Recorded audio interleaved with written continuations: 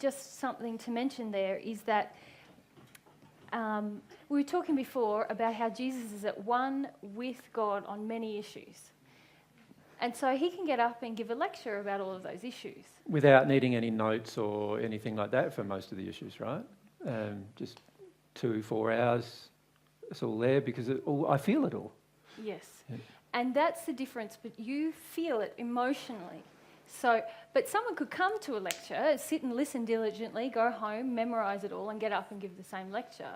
Would they be at one with God on those same issues? No. So the key point we really wanted to make in here is that at one with God is emotional and never intellectual. Doesn't matter how much intellectual knowledge, and lots of people have lots of intellectual ability to parrot truths of God, but until they reside within our soul, that we're not at one with God on that issue. Yep.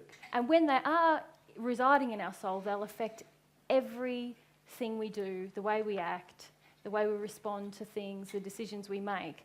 If we're at one with God on that issue, we will be reflecting God's attitude on that issue. So any person who reads the Paget messages will have a great intellectual knowledge about some of God's truths, right?